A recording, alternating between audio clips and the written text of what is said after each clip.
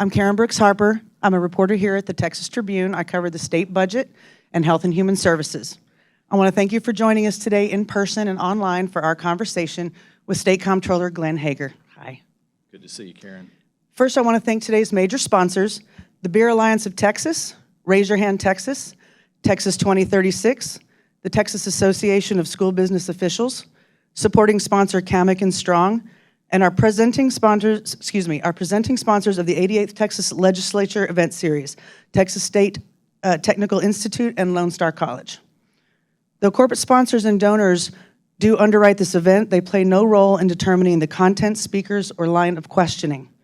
Before we begin, I want to take a moment to remind you that the Texas Tribune is a nonprofit news organization, which means that we are supported by folks like you who value our journalism and public events like this and donate.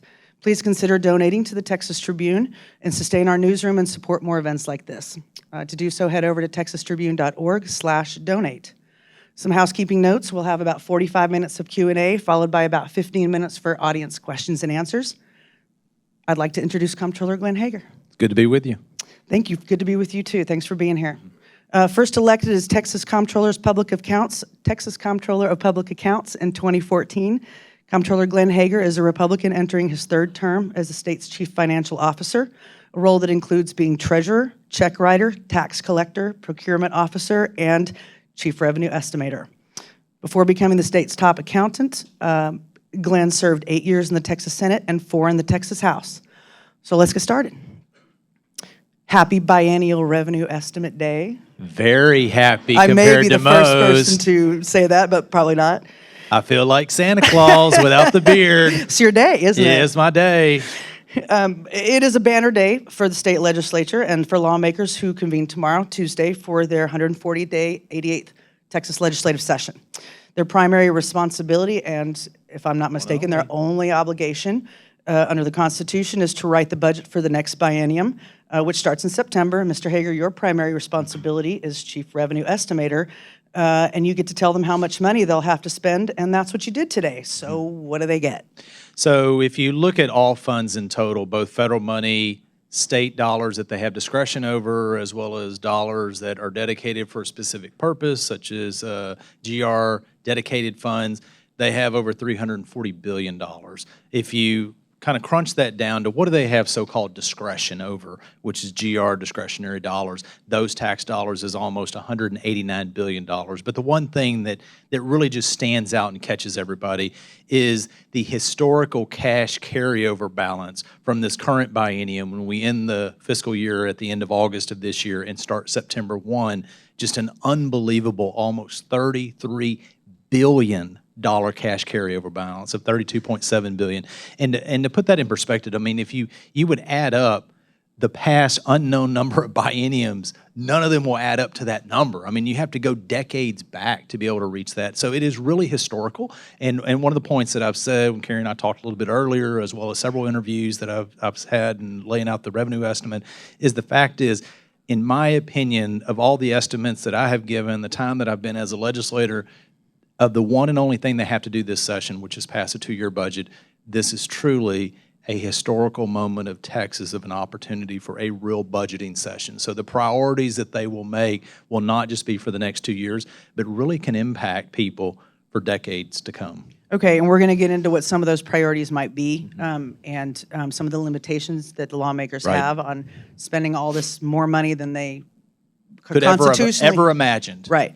But first, let's talk about the team that puts it together. Yeah, absolutely. So this is it was funny because I was this morning. I took my youngest daughter to school, and then I took my son to school, her twin brother, and so. You know, the first one went to school a little before 7, so she's kind of not quite awake. She's not my morning kid. My son's my morning kid, who's like me, and so he's asking questions. He's like, "So what's going on?" Oh, mercy. And so at one point we kind of got to all this, and he was asking me about some of the numbers and details, and I told him, I said they do have limits. I mean, they can't literally spend all this money because the constitutional limit as well as the statutory limit. But it was kind of fun. It gave me an opportunity because I felt like this morning I was like, at least my son cares. At least he cares. But, the point that I drove to him, and I said I'll say over and over, is that really this is a historical moment. And so therefore, what are the priorities that they want to set? There's a lot of ideas. There's going to be a lot of ideas. And we're going to see what those priorities are. But I think the big question is, how do we take these and make prudent decisions for the next 2-year budget? But there may be some opportunity to set aside dollars that they may not appropriate, but they can actually set aside for a particular purpose for upcoming bienniums, that's the really unprecedented part.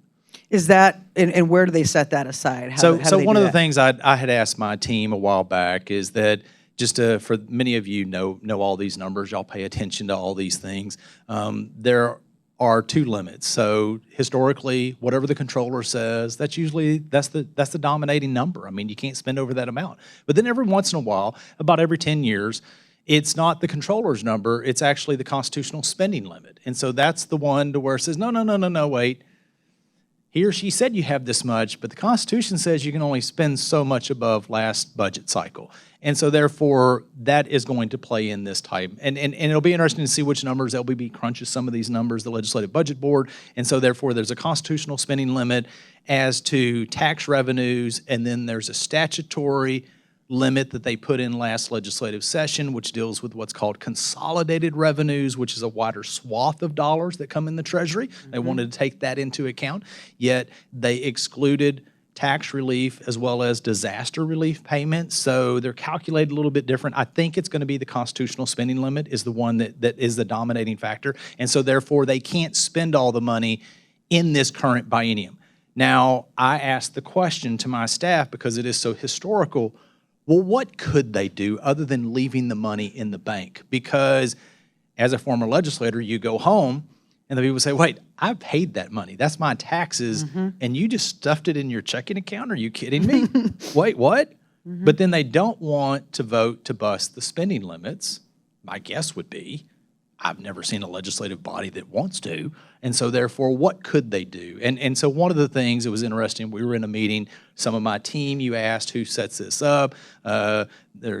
Let's see, over to the left. I thought Tom was over here. I felt his presence. Tom Curra, my former... So you're done now, right, Tom? Your job is over? Former revenue estimator. Now, he's an exec now, so he's about to get really even more busier. But then all my revenue estimating team, whether Tatiana, who heads up the division now, or Brad, that's my chief revenue estimator, everybody in revenue estimating, because back to my son was asking me a question. He said, when did y'all start on this? And I said, oh, they've been working hard since October.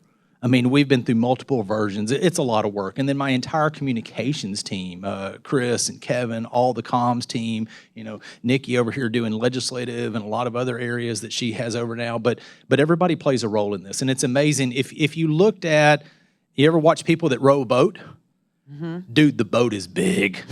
Like, I've got teams of people that are rowing this boat. And so while I get to sit up and talk about the numbers, all the staff work. I mean, last night, they were so sick and tired of me because I was pounding them with questions at 9:30 last night. And I was like, it's not immediate, but you need to get it to me in like 5 minutes because I got something coming up. So, it's amazing the team and all the work they do to put us in this position. And then really, their time doesn't stop because they work overtime really throughout all of legislative session. And so it's a big team effort, and I'm just proud of the team that I've got to be able to synthesize this down to a very complex process, but one that can actually help people understand what is the story and how did Texas get to where we're at today. So one of the reasons that the team's job is not done on biennial revenue estimate Monday is because economic conditions can shift, and so we can expect perhaps to keep hearing from them. Can you talk to me about from you and them? Can you talk to me about the uncertainty or the Yeah, so we're constantly monitoring all the streams of revenue, the economy, Texas' 9th largest economy in the world, very interconnected to the global economy, how that impacts what's going on. Does the Fed continue to raise interest rates? How that will potentially depress people buying certain items, whether it's construction projects, whether that ends up being borrowing costs go up, purchasing automobiles, housing, not being able to be part of the American dream because as rates go up, affordability goes down, unfortunately, or also Donna and her colleagues, they file legislation. that impact taxes and areas we deal with. So they're constantly focused on all of that. They have to come up with the numbers behind the scene. So if you look at my team, they play a major role throughout the rest of the next 140 days. But some of the caution, some of the things that worry me a little bit, if you want to know about that one, is that we are very intertwined to the global economy, and so therefore a Russian invasion of Ukraine, that in part has the reason we've had historical revenues right now in severance tax collections last year, and we project to continue.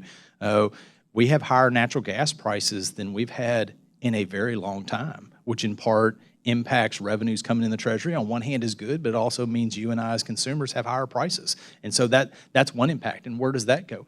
As China now opens up their economy, loosens their COVID restrictions, which is just mind-boggling that just 2 months ago they were still under major COVID restrictions.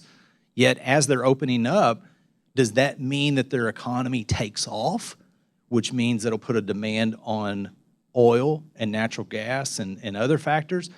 Or is it a slower recovery? And so that will impact what those prices are. That'll impact our revenues. And so, as I've told several folks, if you look at our revenue estimate, kind of the last paragraph, we have what I call the get out of jail card. We're not really going to jail, okay? Don't think that. But it's the language that says, oh, by the way, there's a lot of uncertainty in the economy. There's a lot of uncertainty. This can happen, that can happen. And really, I highlight and bold that and circle it probably more than I've ever done before because, and just here's a real quick story. I've said this so many times in different speeches. So one of the things that I've told my kids over the course of the last 3+ years, we had a pandemic, and I go, oh, it's just a once-in-a-lifetime event, but it's amazing. I mean, a once-in-a-lifetime event, it'll never happen again. And then fast forward a little bit further, I was sitting there with them at lunch one day, and my phone was blowing up. They're like, what's going on? What's going on? Because they were home from school. Everybody, we were working from home. And I said, oil prices are trading negative. And I said, oh, my gosh. And all day they were like, what price is it, Dad? What price? 17 negative. No, now 34 negative. And I go, that's a once-in-a-lifetime event. And then we got to Winter Storm Uri. And my son asked, well, why didn't you have a natural gas generator? And I was like, oh, it's this and this and this. And I said, Joan, it's a once-in-a-lifetime event. And he looked at me 2 months shy of 13. He goes, how many once-in-a-lifetime events do I have to live through? He has a lot of those if he's 13. And I thought, okay, number one, stop saying that, Glenn. But then number two, it really drove home the point. And I've thought about this a lot, Karen, a lot over the last 3 years. We've had a lot crammed in the last 3 years, a lot. And I think that's taught me that while we are very confident in what we laid out to the legislature and the public today, I also know, and this is what I told Joan, I said, as soon as we lay it out, there's some twist in the global economy that's almost making us wrong immediately. But the question is it small or is it large? And so that's part of our job is to continue to watch that data, which is why you asked, about my staff, and what things are changing, and as it moves to make sure we are very transparent with you and the public and the legislators of as numbers are changing, where is this economy going? But with that being said, I got asked the last question is tomorrow, Glenn, where do you want to be? And I thought, well, I wanted to say anywhere but the Capitol. That doesn't sound right. Yeah, I know. But what I said is the state of Texas. No matter whatever happens, I'm fully confident in this economy and where we're going in this state, and that's where I want to be. So when the legislature convenes tomorrow, you at one point had a vote on what they could spend that money on. Now you don't, but you still do have both the responsibility to your 30 million statewide constituents, and you also do wield some sort of influence over this. You certainly have shared your opinions on where you think some of this money might be best spent or prioritized. Right. I'm going to ask you about that. Yeah. But also how you would influence legislators in making those decisions. Yeah, first, and you couched that in the question, is that I recognize the separation of the three branches. Judiciary has a responsibility, executive, the legislature is the appropriators. They're the policymakers. I'm not the policymakers. But I do believe it is my task and my job to help provide data and information. And at least when I got in this role very early on, 8 years ago, I was looking through our credit rating reports, and I kind of realized some of our weaknesses potentially that could lower our AAA status in several years. And so I felt like it was imperative, and my team, I pushed them really quick to come up with a publication on our long-term liabilities, because kind of me as the CFO, I realized, wait, Glenn, while they're appropriating a 2-year budget, it's extremely imperative upon myself to talk about those longer 2, 4, 6, 8 years. What can impact that AAA rating? What can impact the state of Texas? And so therefore, at least I can highlight those. Those are my responsibilities to just kind of, oh, by the way, Karen, remind you about this, remind you about this. And so therefore, that's kind of the bully pulpit that I see myself, is trying to at least recognize some of those things. And so therefore, as we set up for a true historic budgeting session with these dollars and how we deal with it, I think it's imperative at least just to remind a few of those options. Now, that's their decisions, but I think it's imperative for me in my role to say some of those things that I think are important. Now, I know you guys don't always love hypotheticals, but let's do that. If you were back on the floor, what sorts of ideas would you vote for? We can't talk about it all in the 45 minutes we got left.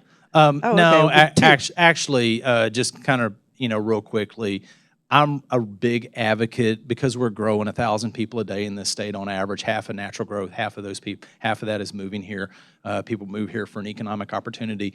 That means that we have got to continue to invest in our infrastructure, whether that's road infrastructure, water infrastructure, or one that is much more near and dear to me because they gave me this task last session, is connecting this world for internet connectivity. I mean, I have said numerous times that I am firmly of the opinion that having capability in and of your home, in and at your business, that connectivity is literally the highway system of this century. And so therefore, without it, and we learned this in the pandemic, and it was front more than ever before, that's how people do their job. That's how businesses expand opportunities for people, for employment and ideas. That's how kids learn at higher education, at public education. That's how we have telemedicine.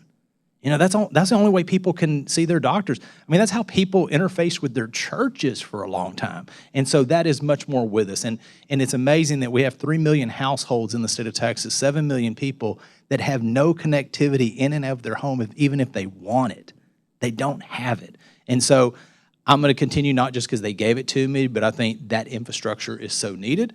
A couple other things that I think is imperative is that I've got a whole staff of people that, oh, by the way, we've had historic inflation. That's part of the reason we're where we're at today, unfortunately, with the from that one aspect of the budgeting situation, that you and I, from a sales tax perspective, the average person, the average business is paying about $4.5 billion more per month in the last quarter because of higher prices on taxable items than they were a year ago. That didn't include groceries and medicine, which is non-taxable. And so therefore, my point being is, lower income people have a harder time, obviously, and have to make very difficult choices in how they're going to meet the needs of their families. And so therefore, making sure that we retain good quality staff at the state level for that customer service, I think is imperative, which means salaries is what I'm talking about. That also means with our teachers, our nurses, which may not all be state employees, but the point being is, those are services that we all depend on. And so I think these are imperative things that we look at.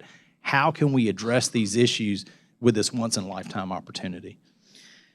So once-in-a-lifetime opportunity means that we can't count on you to announce another big jump 2 years from now? Yeah, that's one thing that I made, is don't expect me to be able to provide this type of a revenue estimate next cycle 2 years from now. Now, what I will say, though, is it depends on the decisions they make. It depends on whether they go to the constitutional spending limit, save the money to the side, assuming the revenue estimate stays where it's at and it doesn't change. And oh, by the way, it always changes to some degree. If all those things stayed the same, we could see a large cash carryover balance 2 years from now. But I think, if anything, the probability of that happening is much less likely than likely to happen. And so that's why I caution. I don't think we will ever see a cash carryover balance like this again. However, with that being said, it depends on the decisions that they make this cycle. Now, we're seeing a jump from the $149 billion in revenue that we're expecting to come for the 2022-23 biennium by the end of August, right? That's $149 billion so far. That same number revenue estimate for the next 2 years is what, 165? Yeah, it goes up to 180 something. Where does that jump fall on the, So if you On the look at range. a couple things, one, part of the new number, the 189 all funds discretionary spending, part of that includes 32.7 billion cash carryover balance. Okay. That also assumes while Texas, we think, is going to have a mild recession later on this year, that will continue in growth, but more modest growth than we're used to. That when you add in those growth factors and inflation continuing probably for at least another year, more modestly than what we've had in the last 6 months, but unfortunately probably continuing, and assuming not a major downturn in the global and national economies, that revenues continue to grow here in the state of Texas. And by the way, just to make a point, we're starting off of a base that is substantially higher than we've ever had. And one of the points that I try to make, just because it's kind of an astonishing number, if you look in the last 30 years roughly that we've had total tax collections in the state of Texas, and you compare that increase or decrease in 1 year compared to the year before in total tax collections, I was trying to figure out how do I phrase some of this, and I was looking at data and trying to figure out how do you tell the story? yeah. And so I'm familiar with that challenge. yeah. You're very familiar We with are, it. yeah. You got a bigger challenge than I do. You got to deal with many more issues than I do. But in telling the story, it was amazing when I looked up and down and I realized there was only 5 times in the last 30 years that we've had a double-digit total tax increase from 1 year compared to the prior year. And those double-digit increases were between 10 to 13%. Last fiscal, when we closed, it was 25.6% increase. It was almost double the biggest that we've ever had in this state. And so therefore, that helps imagine how we got to where we are. And so part of that point is the current base is so much bigger than it was before. So even with modest growth, that's still pretty significant growth in the budget. And so therefore, it is pretty significant numbers and just really astonishing numbers of where we sit at today in this economy.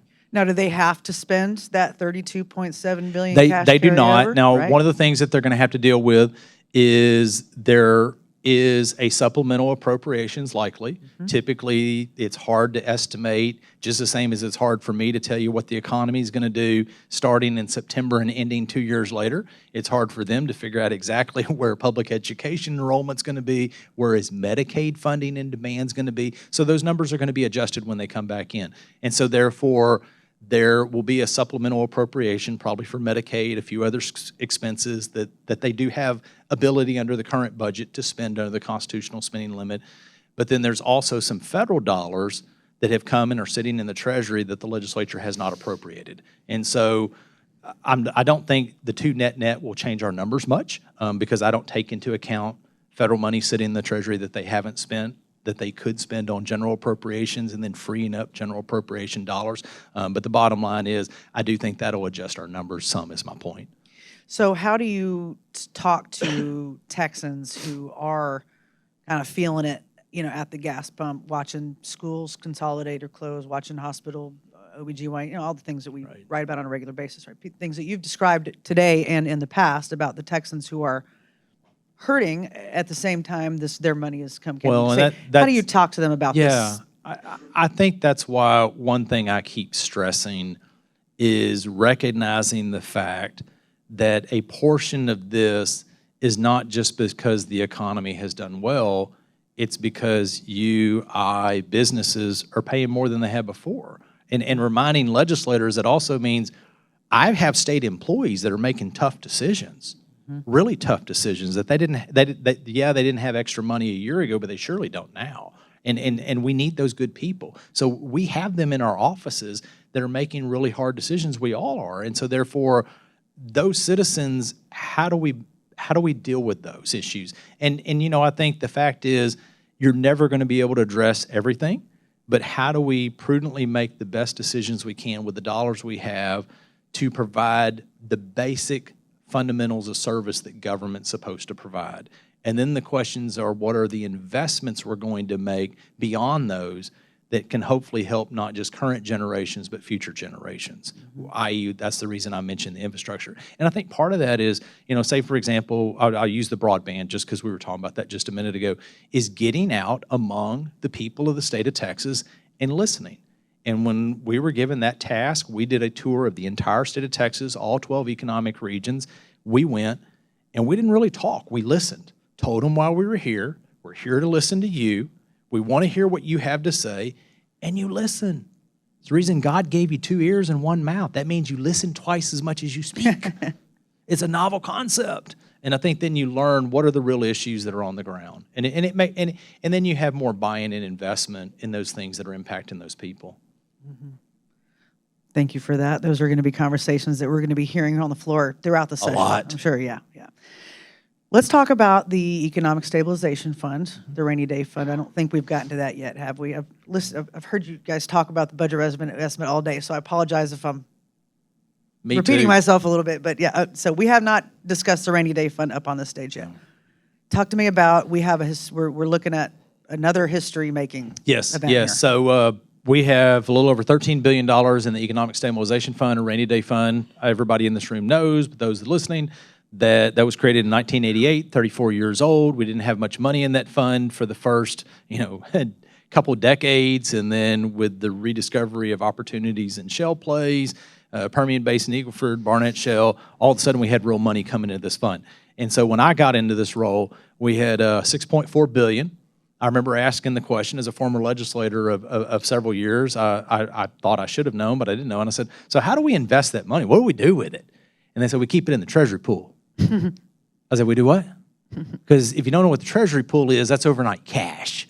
So you got $6.5 billion that I said back then is, oh my gosh. Essentially, we take a shovel, dig a hole, put it in the hole on the Capitol lawn and cover it up. Now, if any of you are out there digging tonight, it's not on the Capitol lawn, okay? There is not $13 billion. So I don't want to see the holes in the lawn tomorrow. It's not there. It's a figure of speech that is just mind-blowing. So, but no one ever figured it would really have money in it. And so that has grown over time. The legislature's loosening, give us the ability to do more prudent investments, nothing risky, just trying to make sure we cover inflation with the dollars. And then, a couple other points, I was trying to figure out how you frame some of this. And in the last year, in natural gas and oil severance tax collections, we had over $10 billion in collections. And to put that in perspective, in the last 15, 16 years, whatever it's been that I told my team to go back on, I think the 3 highs were in the $5 billion range. Yeah. Almost double. And so there's unprecedented amounts of money going to it is my point. Mm-hmm. And then also years ago, we had enough money going into it, so we decided, hey, we need road infrastructure. So as long as the cup has so much in it, half of the money goes into road infrastructure. And I've probably averaged about 1.2 to 1.4 billion that we move into both of those funds. And we're talking about moving over $3 billion, 3.3, 3.4. That is unbelievable money. And so that's going to add to the total is the point where you're talking about historical, to whereby if we're sitting here talking about this 2 years from now, under the current estimate, going from about $13 billion to doubling to over $26 billion, which is real money. Now, part of that is decisions that they'll make. There's one new twist that I've never had to talk about, which makes it more complex. How do we talk about this? At the end of a biennium, unencumbered GR dollars that are not appropriated and unencumbered, not dedicated dollars, undedicated dollars, we're supposed to transfer half of that into the Economic Stabilization Fund. In my tenure, we've transferred a couple $100 million, here or there. I'm thinking twice maybe it's ever happened. In the revenue estimate, we're talking about potential transfer of $5.7 billion. That's never happened before. Wow. And so what that means is before we get back here 2 years from now, we may actually hit the Economic Stabilization Fund cap. And I got asked by legislators, a year ago, and I was like, we're never going to hit it. Don't worry about it. Now we're talking about hitting it. And that is unprecedented. But we'll see what happens. I think we got to let their decisions go, let us figure out where we're at. And of course, I make the point, I'll just say this one last thing and then stop on severance taxes. Thankfully, we as a state do not budget off severance taxes, because I have a chart that I like to hand the legislature that shows sales tax, motor vehicle sales tax, and also severance tax collections. And at the bottom, it's the average over the last 26 years, I think, is what the chart shows. And I think severance tax collections, I forget, 8.9 or 9 point something % increase on average in the last 26 years. But the trick I ask them to look up and down the chart, there's not one single digit increase or one single digit decrease. It's all double digits. And my favorite year is 01 and 02, where I think one year, I forget which one it went up 50-something% and down 80-something%, or vice versa. So it's very volatile is my point. And so therefore, while we're confident in the numbers we're giving, there's a lot of moving pieces in the globe, and so therefore, do we really hit it? Do we exceed it? Or, we'll see what happens in the next couple of years. And so you don't budget off of those oil and gas taxes thank because God we you just don't. don't know where they're going to go. And you shouldn't. You shouldn't. So they go into the savings account. And There's been talk about that in the legislature every so often, and without saying, because I try to be very diplomatic and statesmanlike, and so I just avoid the comments of that's a dumb ass idea. Don't do that. Oh, I guess I just said it. You can say it. I did, and it feels You good. did. So there's a limit on how much they can spend, and there's a limit on how much they can save. That's what I'm hearing. Yes. There's that creates a bit of tension, I'm guessing. And it's now I remember a decade, or there's been shortfalls before. I remember maybe early on in your legislative career, there was a historic, 03, there was a historic shortfall. $10 billion. $10 billion shortfall. That created lots of fights in the legislature, lots of emotions, lots of, as you may recall. It was rough. Oh, I recall very vividly. that, And then if you go to, I guess it was the 2011 session, that was even rougher. It was bad. It was really bad. Those were historical shortfalls. And what that also taught me is we went from 11 to 13 to where the economy roared and took off in Texas, and we ended up restoring all the cuts that we made in 2011. And that's when I realized, you know what? If you're the CFO, tell everybody all the time the trajectory we're going on. Because, we made very tough budgeting decisions, and thankfully the economy outpaced it, and the economy changes, and so keep everybody updated on where we're at. So by that same logic, then this session should be happy, no fights, no tension, plenty of money for everybody. It's going to be, it really is going to be interesting to some degree because, and legislators know this, and they'll even say it, it's easier for a budgeting cycle when you have no money because all you got to do is say no. No. Great idea. Like the way we talk to our kids the week after Christmas. But no. Yes. That's a brilliant idea, but no. You can't say no this cycle. But also the number of ideas that have been provided for the dollars. I mean, literally, I'm not exaggerating. I don't have a tabulation added up because I'm not the policymakers, but I do hear a lot about it. If you count of all the ideas, all the money, the 32.7 is spent over 5 times. I mean, so there's just a lot of requests. There's a lot of there's a lot of some ideas are better than others. So they are going to have to prioritize, and they need to prioritize the 2-year budget, and they need to prioritize, and they know this, of 2, 4, 6, 8 years down the road, and that's what's historic about it, because typically things come around every decade. Public education funding for hospitals, or funding for our most basic healthcare workers, or funding for pensions, or these different things that come around, transportation funding, water infrastructure. So they all kind of get their turn and it comes around. Well, this time you can't say, well, it's not your turn. They go, but there's 32.5 cash carryover. What do you mean it's not my turn? And so that's what I think makes this one probably more difficult than ever before. And, then again, Glenn is reminding people that we are talking and using that word recession. Think it's mild, but there's a lot of moving pieces out there. Can you talk to us a little bit about this mild recession that you guys are looking at and how that could potentially change? Yeah, what are we talking about? Lower consumer spending? What are we talking about? I mean, a couple things is that because it's been so strong for the last year plus, any moderate growth in the Texas economy, which is what we're forecasting, is still going to be pretty significant growth. Yeah. That's why we have the numbers that we've got. But to make a point that if anything substantially changes globally, that can be a headwind and a drag. And depending on what the Fed does, do they stop where they're at for interest rates? because that's kind of built into the economy right now. But if they continue to raise those rates, then that means more people are going to be priced out of doing new projects commercially, housing projects, people being able to afford housing. And so therefore that's going to have some ripple effect into the economy. Does that mean it's a drastic shift to a major recession? I'm not saying that, but what I'm saying is it does have an impact, and to what degree. So those are real kind of cautionary looks that we're really looking at. And what's happening globally does have an impact in Texas. So the average Texan, for example, might see their prices on taxable items. Yeah, in all likelihood, in the upcoming year, we're still going to see inflation rising higher than the average of the last 20 years, about 2.17%, which is very modest. However, if it's just 5%, which is much lower than the 13 that we've had recently, but 5 is still very real. I mean, that's bigger than salaries are being adjusted, and that impacts most Texans. And so therefore, that has an impact, ability to be able to move to different locations. But we do have, if you look at the overall state, I think one thing that benefits Texas is it is a prime place to do a business today.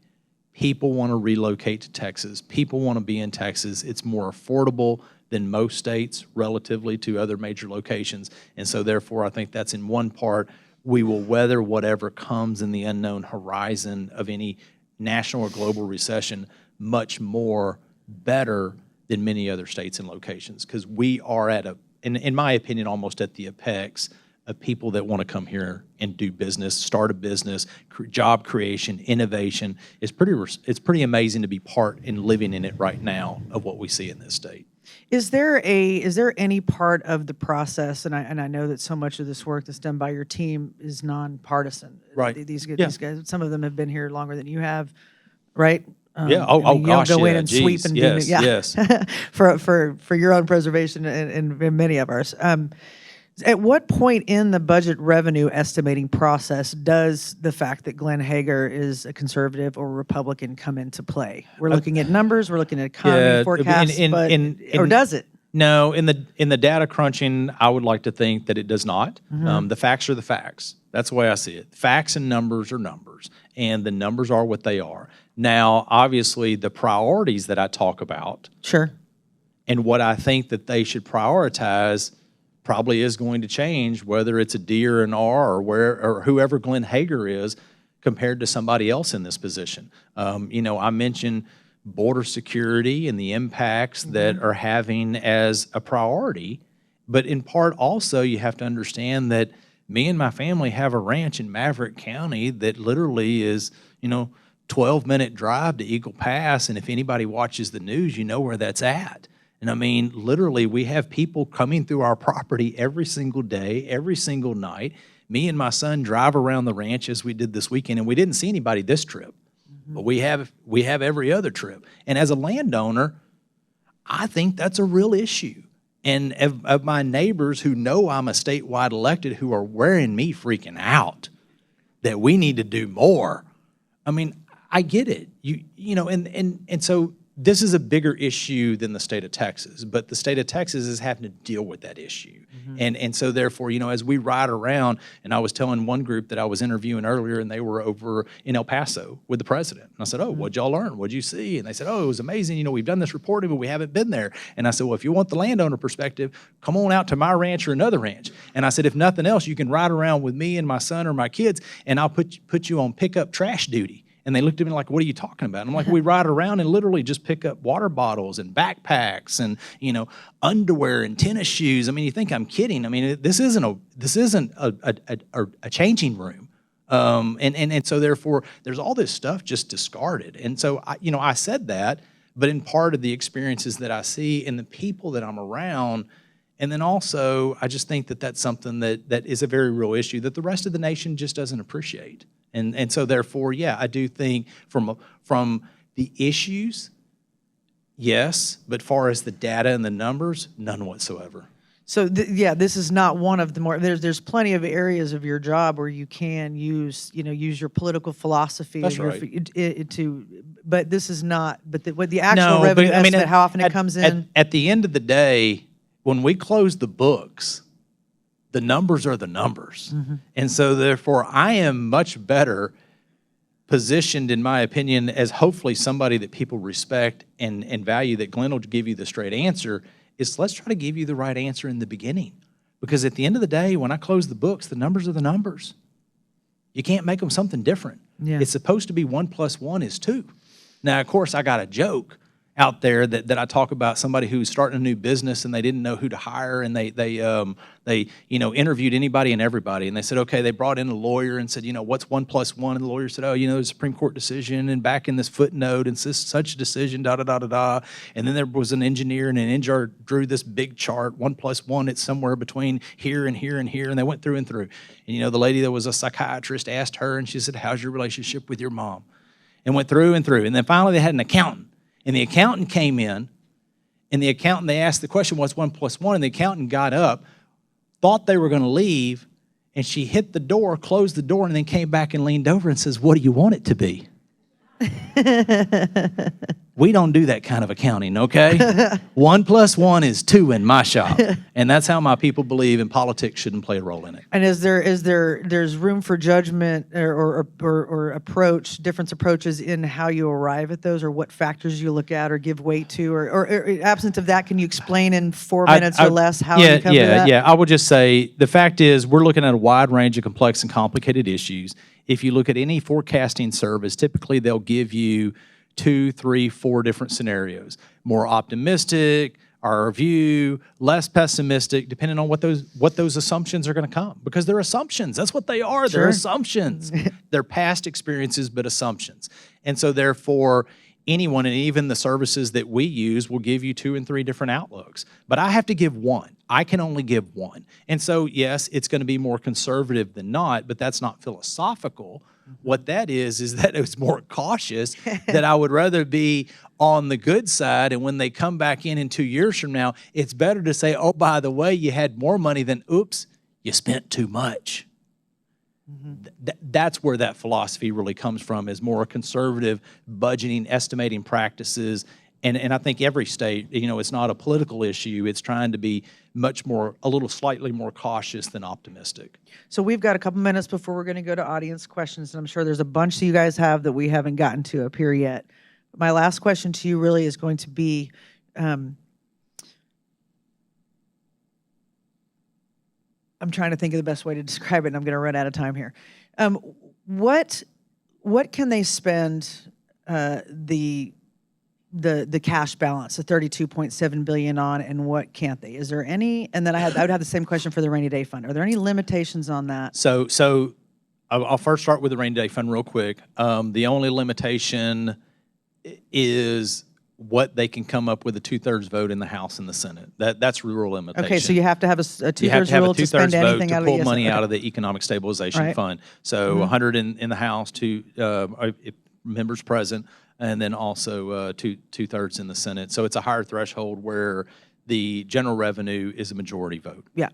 That's really the limitations. However, we like to talk about that the Economic Stabilization Fund is there for a downturn in the economy, that is a one-time use, or is also for some type of disaster recovery. Those are the ones that really cross that higher threshold that historically the legislature's done, but they're not constrained by that. And then on the other side, for general revenue, they can spend that for any purpose, essentially, that they have a 2/3 vote. That, as well as the new money that we assume will come in the budget over the course of the next 2 years, that is under the constitutional spending limit and the statutory consolidated funds limit. And there's a large chunk of what we like to call the big budget, all of it, the $265 billion, which was the current one, and then The 342 billion if they manage to reach. And portions of those are federal dollars. Those federal dollars come back. They're specifically for Medicaid. They're specifically for transportation. They're for X, Y, and Z. So there's not really discretion over those dollars. Right. And then there's also state dollars that come in for a dedicated purpose that they don't have. Now, they have discretion whether they want to appropriate them. Sometimes they don't have to appropriate them all, but they can't use them for another purpose. It has to be spent in this area. Whether they appropriate all of it, they don't always have to, but they can't spend it somewhere else. Right. So is there a percentage that you can kind of get us to a little bit, or a ballpark of what chunk of the overall budget, the big budget, is in essence, spoken for, and how much of this money can they do with what they want with? Yeah, if you look at, for the bulk of the budget is really spoken for. I mean, it's going to be in public education, it's going to be in transportation, it's going to be in higher education, it's going to be in health and human services, and especially if you look at, say, for example, Medicaid as well as public education. One is a constitutional right and one is an entitlement, and you can't get away from those. And those are the two biggest pieces of the budget. And then obviously we talk about infrastructure, we want transportation funding, we want criminal justice. And when you add some of these major components of the budget, I mean, you're at 90% of the budget.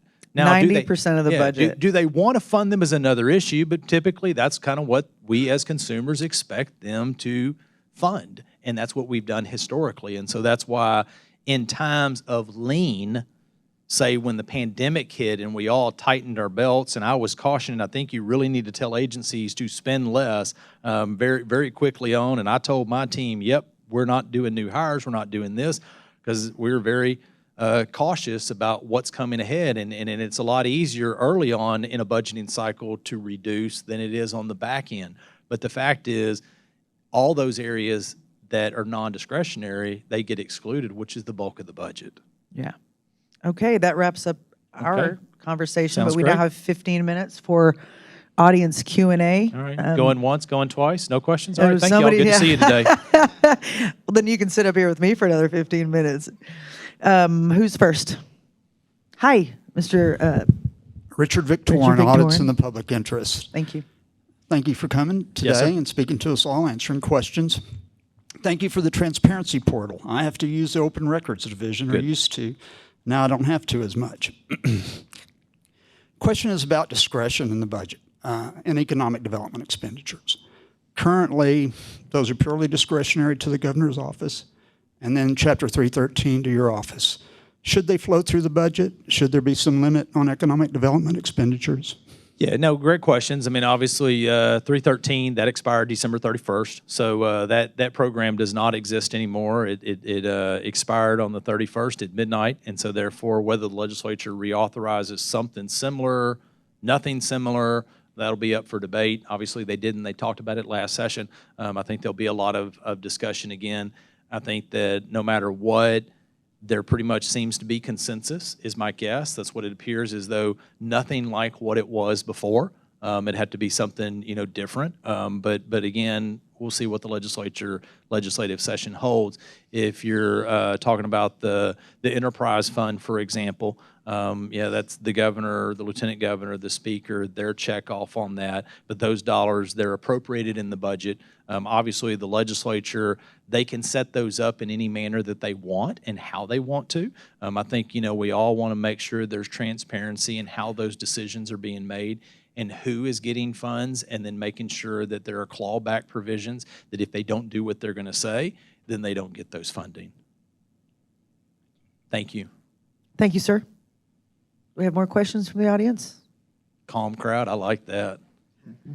Hi, my name is Owen Oppenheimer, and I'm a high school student in Dallas, Texas. Welcome. The question I have is, I've heard a lot of talk about funding schools based on average enrollment instead of attendance, and I know a lot of public school districts are advocating for this. How would that impact your job? Would it make it easier to estimate? Would we lose money on that because we're funding students that aren't there? I'd just like to hear more about that from you. Yeah, good question. So actually, it doesn't necessarily, it doesn't impact us in a way in the controller's office, because Texas Education Agency is in charge of making those assumptions over there. Obviously, they provide it to us because we need those assumptions. Legislative Budget Board, which is works for the state legislature. But when you talk about enrollment, obviously the reason that we do average daily attendance, weighted average daily attendance, is encouraging that you want students in the classroom. That has always been the assumption, that we only want them out so many days, and if they're not there, then you don't get funding for that student, because we're trying to make sure you learn while you're in the classroom. Obviously, it's interesting because there's a lot more learning today, and jobs too. Day one, when we got into the pandemic, I told my employees, we will not go back to a 5-day in the office for those that have that capability. But let me just tell you, we're not going to be 5 days out either. There's going to be a hybrid. And I think that it's interesting with universities, colleges, how that's more of a hybrid than it used to be. When you get down to public education, for example, I think it's harder personally, but that's just me. I'm not the policymaker. I do think it's harder, in that aspect. So those kids, that daily attendance, is it virtually or in person? So, I'm not really sure the exact numbers. I haven't seen that. No one's provided that to us. So I'd have to kind of get more information from TEA to be able to truly answer the exact question that you were asking, to be honest with you. Okay, thank you. But thank you for being here. Yeah. And being engaged. That's awesome. Yes, sir. Yes, sir. Regarding your interest and expression of interest in infrastructure, I want to ask you about one. Yes, sir. In the 1950s, we had a 7-year drought. At a time, we had 9 million people in the state of Texas. That was followed by the legislature and the governors then investing in that infrastructure so that we could grow. In the last decade, we've added another 4 million people. We're at 30 million now. Can we continue to grow if we don't invest in things like water infrastructure and power and all this? Can we have the economic development success story we've had with aging infrastructure? Yeah, the answer, real simple, is with the growth that we are having in the state, what we've had in the last decade, especially not just since the 1950s, but the accelerated growth of the last decade, and the expected continuing accelerated growth in the next decade, 2 decades, which is really just astonishing. That's the reason I said it earlier, and I say in every speech, I challenge people to remember every morning when they wake up for the next week, there's another 1,000 people that call Texas home. I make that point. I challenge you literally when you wake up for the next week to think about that. And if you think about that for a week, and at the end of the week, you're like, there's 7,000 more people in this state.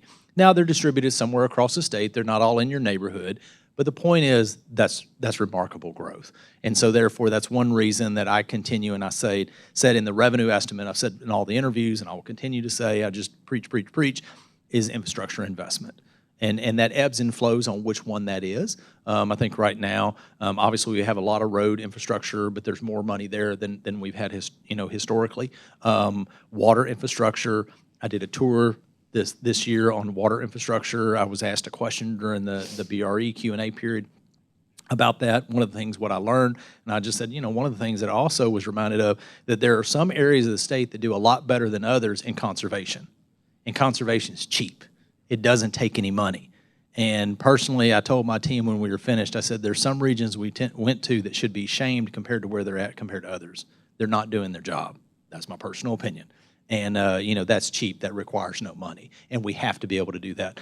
But electrical grid, I mentioned several of these different things, broadband, because I just really firmly believe if you look at any state, any nation in the world that went down in economic opportunities, do you know why? Their infrastructure degraded. That's in part why. And so, if we don't continue to invest in that, then people want to go somewhere else, and rightfully so. Hi. Yes, sir. Hello. So I know we were just talking about infrastructure. One of the things you highlighted during the session about the part over influence over the budget was looking at highlighting long-term liabilities for the folks in the session. Other than infrastructure, what are the things that come to mind for you at this point? Yeah, great questions. Yeah. I'll mention real quick, if you don't mind.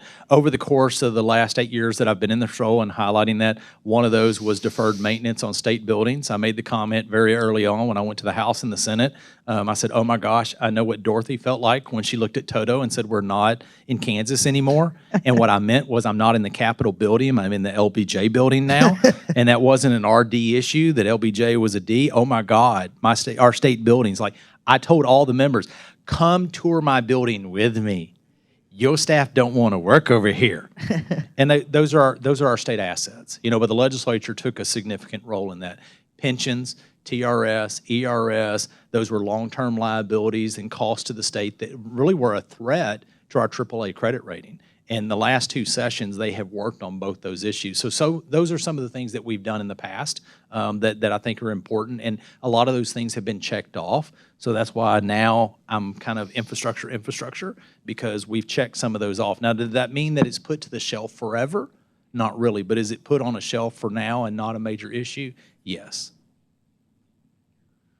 What else? We have any more Yes, sir. questions? Yes. Let me just adjust this down a little bit.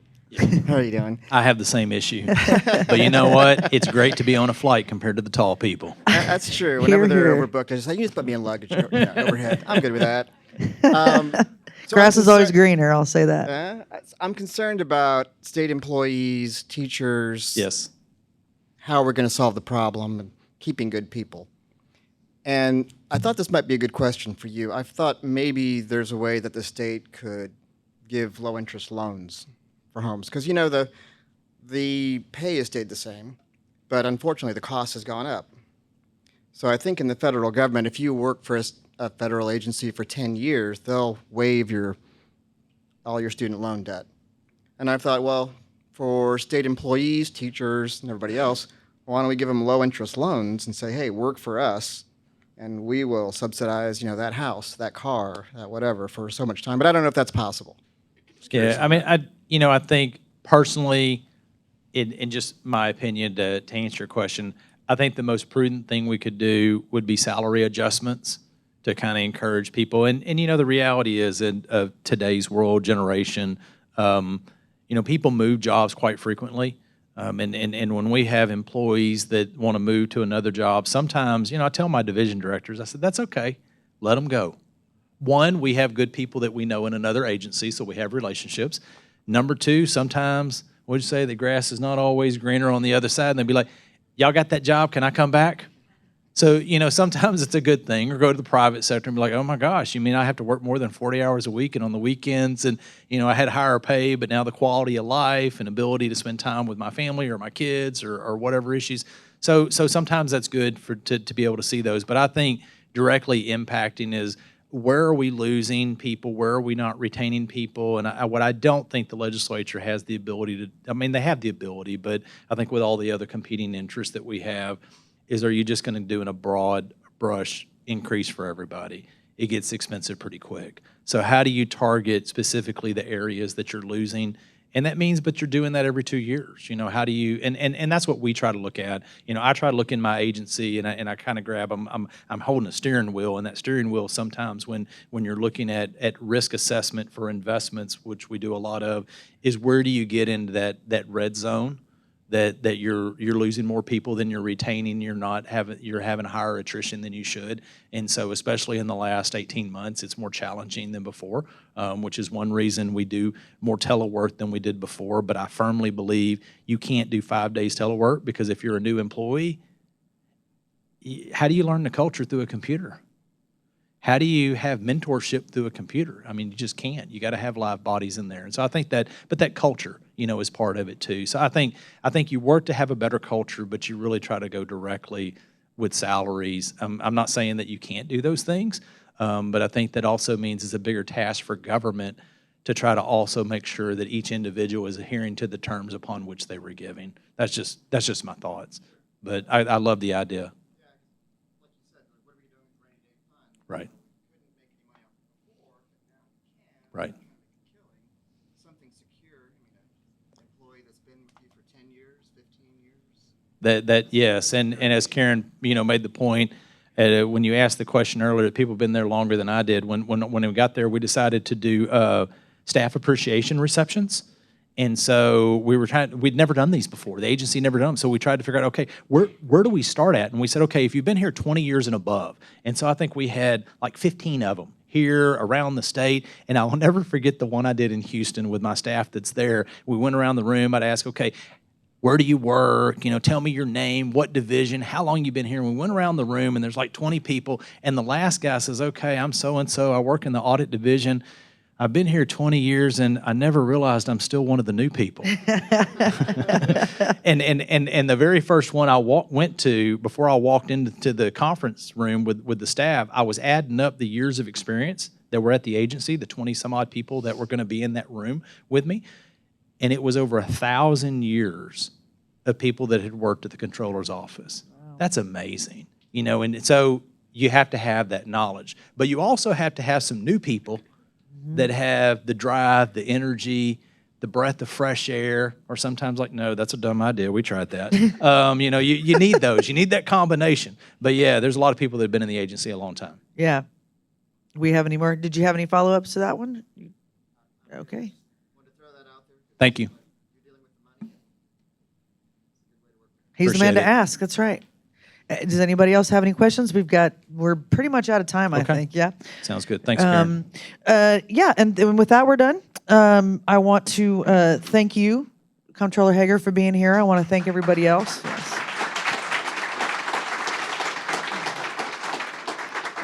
I want to thank the rest of you in person and online. Did you have And something to before add? you all walk out, can we get a round of applause for Karen, please? Thanks. It's good to see you again. It's been a long time. Yeah.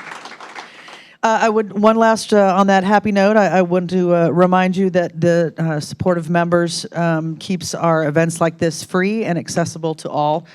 So if you do value our events and are able to donate and join us as a member at texastribune.org/donate. I'm not as fluent in that speech as Evan was when he was sitting up here, but I do appreciate all the support, and we all do here at the Texas Tribune. So thank you so much, everyone. Have a good afternoon.